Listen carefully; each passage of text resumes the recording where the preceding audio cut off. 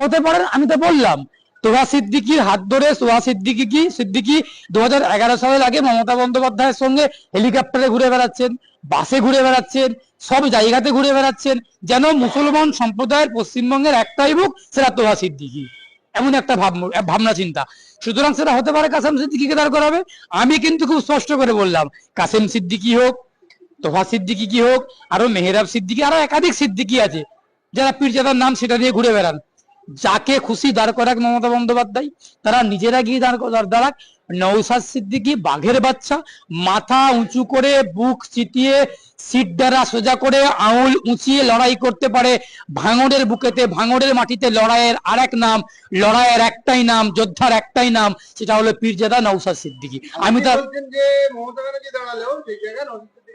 অবশ্যই, আমি আমার পেশাগত ওকালতির সূত্রেও একাধিকবার ভাঙড় থানাতে গেছি, ভাঙড়ে গেছি, আমার একাধিক মক্কেল ভাঙড়াতে আছে।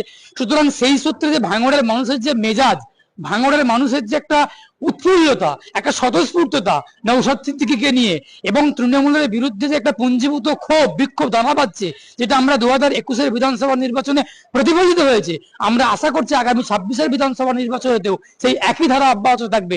নওশাদ সিদ্দিকী বিপুল ভোটে জয়লাভ করবেন তৃণমূল বিজেপিকে কুপকাত করে। এই যে আইএসএফ কর্মী, ভাঙড়ে যারা আইএসএফ কর্মী আছে, তাদের মনটাকে ঘোরানোর জন্য কি এই তোহা সিদ্দিকী এই খেলাটা খেলছে যে 26-এ পীরজাদা? মন ঘোরানোর চেষ্টা চলছে, মন ঘোরানোর চেষ্টা চলবেও। 2026-এর বিধানসভা নির্বাচন এখন অনেক বাকি। তার আগে থেকেই একাধিক কৌশল, ছলে বলে কৌশলে তৃণমূল কংগ্রেস দখল করার চেষ্টা করবেন, অতীতেও করেছেন, এখনো করছেন, আগামী দিনেও করবেন।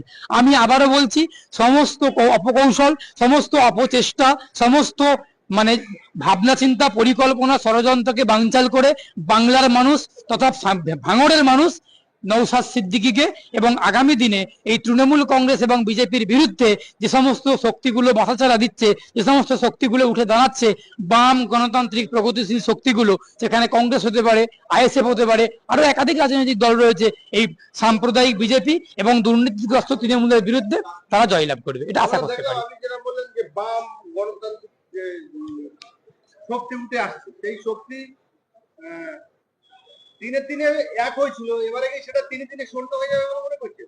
আমি আবারও বলছি, আপনাদের মনে হতে পারে, আপনাদের মনের ভেতরে ঢোকাটা আমাদের কাজ না। আমরা যারা রাজনৈতিক কর্মী, আমরা যারা মাটির সঙ্গে কাজ করি, আমরা যারা মানুষকে সংঘবদ্ধ নিয়ে কাজ করি, মানুষের লড়াই আমরা যারা পথে থাকি, রাস্তাতে থাকি, মানুষই আমাদের সম্পদ, মানুষকে নিয়েই আমাদের লড়াই, মানুষের জন্যই আমাদের লড়াই। আপনারা একাধিক কথা বলতে পারলে, একাধিক ধারণা হতে পারে, আমি আমার মনের ধারণা ব্যক্ত করলাম যে আপনারা বললেন যে বামেরা শূন্য হবে, বামেরা বর্তমানেই শূন্য আছে। শূন্য বিধানসভা আসনের নিরিখে শূন্য, ভোটের নিরিখে কিন্তু শূন্য না। বিধানসভা আসনের নিরিখে শূন্য, কিন্তু ভোটের নিরিখে শূন্য না। কেন বললাম? আমরা প্রায় 1 কোটির কাছাকাছি, কয়েক লক্ষ, 50 লক্ষ, 60 লক্ষ, 70 লক্ষ, 80 লক্ষ ভোট পেয়েছি। যদি আমরা একটাও ভোট পাই, যদি আমরা একজন মানুষেরও ভোট পাই, আমি অ্যাডভোকেট শেখ বাবুলাল, আমি একা যদি সিপিআইএম কে ভোট দিই, তবুও সিপিআইএম শূন্য নয়। তার কারণ আমার একার ভোটও সিপিএম পেয়েছেন। এটা ভাবতে হবে। এই তথ্যটা, এই অঙ্কটা মানুষের মনে ভুলিয়ে দেওয়ার চেষ্টা করছে এই তৃণমূল, এই কংগ্রেস, সরি এই তৃণমূল আর এই বিজেপি ভুলিয়ে দেওয়ার চেষ্টা করছে। সুতরাং বামেরা ভোটের সংখ্যাতে শূন্য না, বামেরা বিধানসভা আসনের নিরিখে শূন্য, লোকসভা আসনের নিরিখেও শূন্য না। আমাদের লোকসভাতে, রাজ্যসভাতে একাধিক সাংসদ এমপিরা রয়েছে।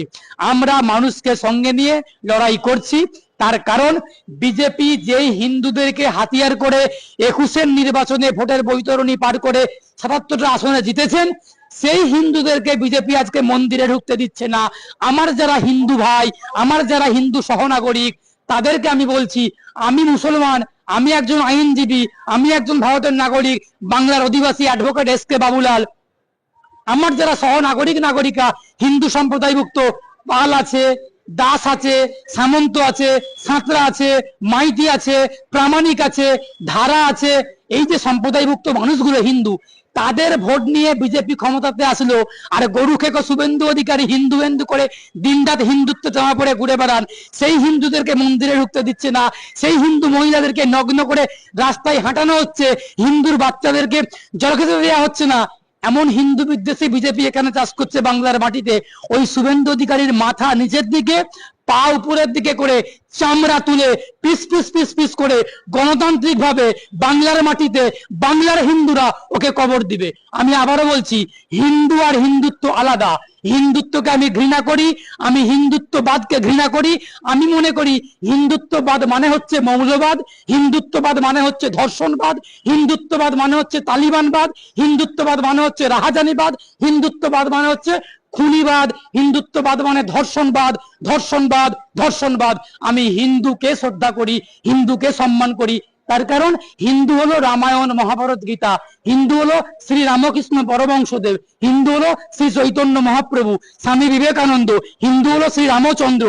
আমি তাদেরকে সম্মান শ্রদ্ধা করি, মাথা নত করে সম্মান করি। কিন্তু হিন্দুত্ববাদকে আমি ঘৃণা করি, আমি ঘৃণা করি, আমি ঘৃণা করি। তার কারণ এই হিন্দুত্ববাদের কথা বিজেপি বলে, যেই বিজেপি হিন্দুত্ববাদের কথা বলে সেই বিজেপি হিন্দুদেরকে মন্দিরে ঢুকতে দেয় না। এই বিজেপিকে আমি ঘৃণা করি। শুভেন্দু অধিকারীর মাথাকে নিচের দিকে করে, পাকে উপরের দিকে করে আমার বাংলার হিন্দুরা চামড়া তুলে পিস পিস করে গণতান্ত্রিক ভাবে বাংলার মাটিতে কবর দেবে, এই বলে শেষ করলাম। আগে থেকেই একাধিক কৌশল, ছলে বলে কৌশলে তৃণমূল কংগ্রেস দখল করার চেষ্টা করবেন, অতীতেও করেছেন, এখনো করছেন, আগামী দিনেও করবেন। আমি আবারও বলছি, সমস্ত অপকৌশল, সমস্ত অপচেষ্টা, সমস্ত মানে ভাবনা চিন্তা পরিকল্পনা ষড়যন্ত্রকে বানচাল করে বাংলার মানুষ তথা ভাঙড়ের মানুষ নওশাদ সিদ্দিকীকে এবং আগামী দিনে এই তৃণমূল কংগ্রেস এবং বিজেপির বিরুদ্ধে যে সমস্ত শক্তিগুলো মাথাচাড়া দিচ্ছে, যে সমস্ত শক্তিগুলো উঠে দাঁড়াচ্ছে, বাম গণতান্ত্রিক প্রগতিশীল শক্তিগুলো, সেখানে কংগ্রেস হতে পারে, আইএসএফ হতে পারে, আরো একাধিক রাজনৈতিক দল রয়েছে, এই সাম্প্রদায়িক বিজেপি এবং দুর্নীতিগ্রস্ত তৃণমূলের বিরুদ্ধে তারা জয়লাভ করবে, এটা আশা করতে পারি। আপনি যেটা বললেন যে বাম গণতান্ত্রিক যে শক্তি উঠে আসছে, সেই শক্তি দিনে দিনে এক হয়েছিল, এবারে কি সেটা দিনে দিনে শূন্য হয়ে যাবে বলে মনে করছেন? আমি আবারও বলছি, আপনাদের মনে হতে পারে, আপনাদের মনের ভেতরে ঢোকাটা আমাদের কাজ না। আমরা ভাঙড়ের মাটিতে লড়াইয়ের আরেক নাম, লড়াইয়ের একটাই নাম, যোদ্ধার একটাই নাম, সেটা হলো পীরজাদা নওশাদ সিদ্দিকী। আমি তার বলছেন যে মমতা ব্যানার্জি দাঁড়ালেও সেই জায়গায় নওশাদ সিদ্দিকী জিতবে অবশ্যই। কিন্তু ভোটের যে যে ভোটগুলো হয়ে গেছে সেই রেজাল্টে কিন্তু বলছে না। পঞ্চায়েত ভোটে প্রচুর প্রচুর জনসম্মত থাকা সত্ত্বেও হেরেছে, লোকসভা ভোটেও হেরেছে।